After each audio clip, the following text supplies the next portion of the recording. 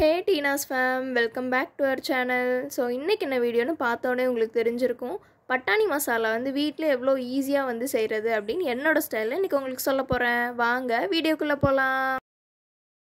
இந்த ரெசிபி பண்றதுக்கு நான் ஒரு மீடியம் சைஸ் வெங்காயம், ஒரு மீடியம் சைஸ் தக்காளி, கொஞ்சம் கொத்தமல்லி இலை, dried பட்டாணி வந்து ஒரு 1/2 கப் எடுத்து ஒரு 5 to 6 hours ஊற வச்சு அப்புறம் ஒரு 3 to 4 whistles விட்டு எடுத்து வச்சிருக்கேன். மசாலாஸ் என்னெல்லாம் ஆட் பண்ணேன் அப்படின்றது உங்களுக்கு வீடியோல சொல்றேன். கடாய் நல்லா ஹீட் ஆனோனே ஒரு டேபிள் ஸ்பூன் ஆயில் விட்டு ஒரு மீடியம் சைஸ் பட்டை, ஒரு ஏலக்காய், 3 கிராம்பு போட்டு அது நல்லா ஃப்ளேவர் ஆயில் இறங்குற வரைக்கும் அதை ஃப்ரை பண்ணிக்கிறேன். அதுக்கப்புறம் இந்த வெங்காயம் எடுத்திருந்தோம் இல்லையா, அந்த வெங்காயமே ஒரு சின்ன சின்ன பீசஸாக தான் நான் கட் பண்ணி வச்சுருக்கேன். ஸோ அது ஒரு கோல்டன் ப்ரௌன் ஆகிற வரைக்கும் அதையும் வந்து ஆயிலில் நல்லா ஃப்ரை பண்ணி எடுத்துக்கிறோம். தென் தக்காளியுமே வந்து குட்டி குட்டி பீசஸாக ஸ்லைஸ் பண்ணி வச்சுக்கணும். ஸோ அடுத்து தக்காளியும் ஆட் பண்ணிவிட்டு இதெல்லாம் சேர்ந்து வந்து ஃப்ரை பண்ணணும்.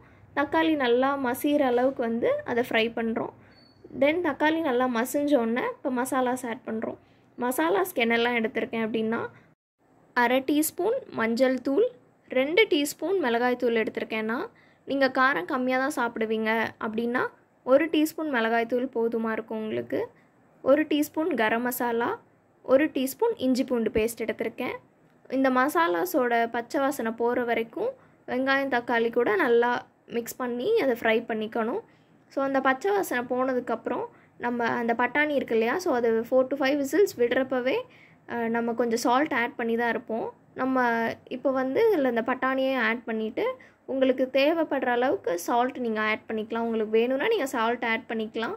இல்லை போதும் அப்படின்னா இந்த ஸ்டேஜில் உங்களுக்கு சால்ட் ஆட் பண்ணவும் தேவையில்லை உங்களுக்கு.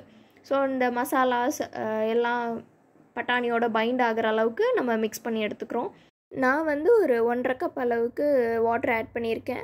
பட்டாணி விசில் விடுறப்ப நம்ம வாட்டர் ஆட் பண்ணியிருப்போம் இல்லையா, அந்த வாட்டரே வந்து 1/2 கப் நீங்கள் எடுத்துக்கலாம். ஸோ அப்புறம் ஒரு லிட்டு வச்சு க்ளோஸ் பண்ணிவிட்டு ஒரு 6 to 7 minutes அப்படியே விட்டுடுறேன். 6 to 7 minutes கழிச்சு ஓப்பன் பண்ணி பார்க்குறப்போ நமக்கு இந்த ஸ்டேஜில் வந்துருக்கும். ஸோ இப்போ வந்து நம்ம மேஷிங் ப்ராசஸ் வந்து பண்ணணும். இந்த மேஷிங்கிறது வந்து ஒரு 50-50 ப்ராசஸ் மாதிரி. 50% ஆஃப் த பட்டாணி வந்து மேஷ் ஆகிருக்கணும், 50% வந்து நமக்கு ஃபுல் சைஸ் பட்டாணியாகவே வந்து இருக்கணும். ஸோ தென் எக்ஸஸ் வாட்டர்லாம் வந்து கொஞ்சம் ட்ரைன் ஆகிற அளவுக்கு அதை மிக்ஸ் பண்ணி விட்டுக்கிறோம். அட் லாஸ்ட் கொஞ்சம் கொத்தமல்லியெல்லாம் ஸ்ப்ரிங்கிள் பண்ணி விட்டுக்கிறோங்க. ஸோ அவ்வளோதாங்க, ரொம்ப டேஸ்டியான ஈஸியான ஸ்நாக் ரெடி. இப்போ வர மழைக்கு ஏற்ற மாதிரி ஈவினிங் டைமில் ஒரு கப் ஆஃப் காஃபி அண்ட் சுட சுட இந்த பட்டாணி மசாலா, வாவ் ஃபீலுங்க. மறக்காமல் ட்ரை பண்ணி பாருங்கள். இந்த வீடியோவை லைக் பண்ணிக்கோங்க, ஷேர் பண்ணிக்கோங்க, நம்ம சேனலை மறக்காமல் சப்ஸ்கிரைப் பண்ணிடுங்க. தேங்க்யூ ஃபார் வாட்சிங். டாடா.